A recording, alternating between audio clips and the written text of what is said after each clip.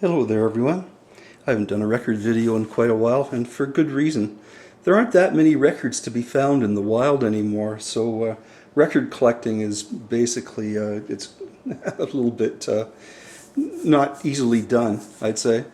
But I had a recent holiday to Ontario, to the Greater Toronto area, and did some record shopping while I was there. There are some good record stores. If you go into the city, there's even more good record stores, but I was kind of northeast of the city, and there are three stores I'd definitely like to mention that are worth visiting. One is called 33 and a Third. It's in Aurora, Ontario, north of Toronto.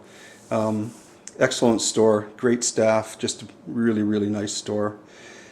Second store that I visited is Cops Records. And I went to the store in Oshawa, which might be a franchise. The person running the store is a nice guy by the name of Ali. But Cops have had record stores in Toronto since the 1970s, and very trusted vendor, and good selection, great selection in the Oshawa store, fair prices, definitely worth a visit. The third store is, there's a chain of stores, three stores that are began, I think, as second-hand CDs and DVDs, but they also have a kind of small record selection with some interesting stuff, always worth visiting. They're called Deja Vu Discs. Three stores, Scarborough, Ajax, and Oshawa, and I always stop there and see what they have. So a lot of these records that I'm going to show you over the next three videos came from those three shops in the Greater Toronto, northeast of Toronto area. I also went to a flea market in east of Oshawa called the Curtis Flea Market, and they had several vendors selling records there. The prices were all over the place. You have to be careful. There was one vendor, they were selling like ABBA albums, run-of-the-mill ABBA albums for like $15 each, which is nuts. But hey, that's the way it is. Then you have other vendors that are extremely fair and reasonable, and they'll do you a deal if you buy, several albums and stuff. So it's it's worth a trip there sometimes. And I'm going to start with an album. It's an album that's really cool. It's called Something Cool. This is one of my favorite female singers from the 1950s. Her name's June Christy. She was originally the vocalist in Stan Kenton's band in the late 1940s, and then she went kind of solo in the 1950s and stuff. She recorded a series of excellent female vocal albums that are a bit jazzy, but this is her first solo LP. It's on Capitol Records, and this is a 10-inch album. It's called Something Cool. It's an excellent album. It was later on reissued as a stereo copy of, I think maybe with additional songs. From what I understand, she went into the studio and re-recorded everything in stereo, so there is a stereo copy about, but this is the original mono from, I think, 1953 or 54 when it was first released. Now, speaking of vendors at the Curtis Flea Market, I saw this album there. They had a beat-up copy. They were asking $100 for it, and I just was shaking my head. I went around, I was looking at some other vendors, and I came across this one that's clean and in really good shape. The album's almost pristine, and they were asking $4 for it. So I scored. That's a good one. It's June Christy, Something Cool. Now I'm going to show you just some records, normal LPs, not 10-inch LPs. These are just regular LPs that I picked up when I was there. Brian Auger. I've always been a fan of Brian Auger since the 60s, with Brian Auger and the Trinity with Julie Driscoll, and this is one of his 70s albums. It's called Live Oblivion Volume 2. It's a double album. Recorded live at the Whiskey in Hollywood. Gonna back the camera up a bit here. Okay. This is Kevin Ayers' Confessions of Dr. Dream and Other Stories. It's from the 1970s.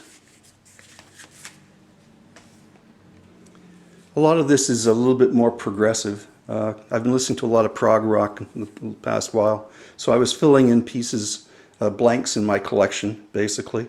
And Brand X Livestock.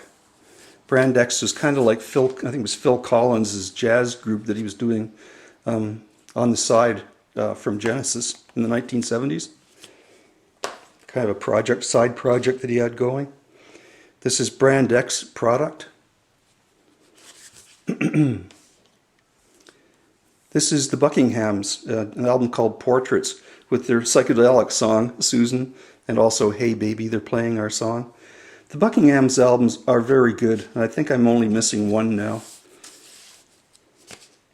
So I'm trying to finish that collection. The Butterfield Blues Band, East West, which is a very good album.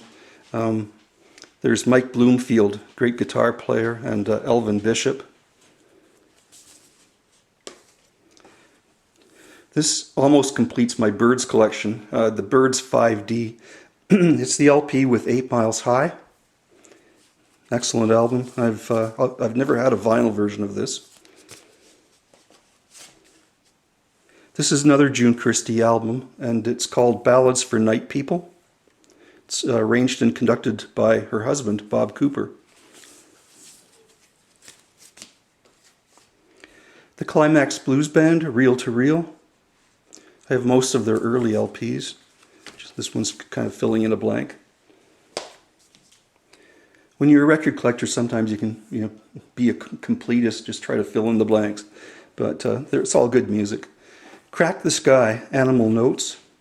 And this might have been a radio station copy or something, because it has a label in the corner. And I've picked up a couple other LPs from the same place that had these labels in the corner. This one says Life Song, which is the record company. Crack the Sky, April 1979. Curved Air, live.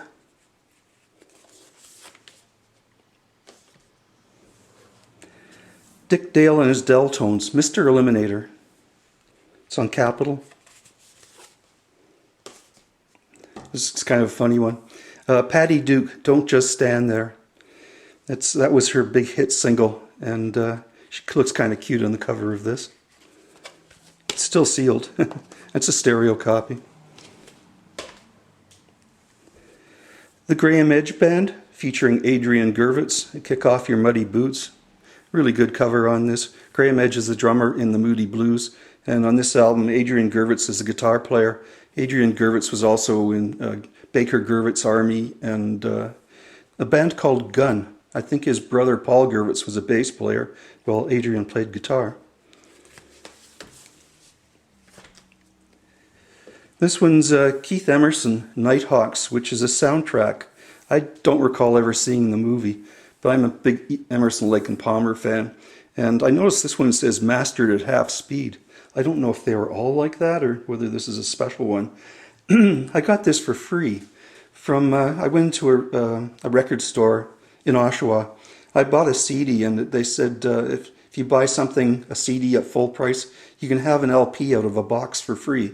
And I found this in the free box. So it was a nice little score. And this is a British couple, Tracy Thorne and Ben Watt. I'd never seen this on vinyl before. It's Everything But the Girl. Play Baby, the Stars Shine Bright. Okay, on to the next video. Thank you.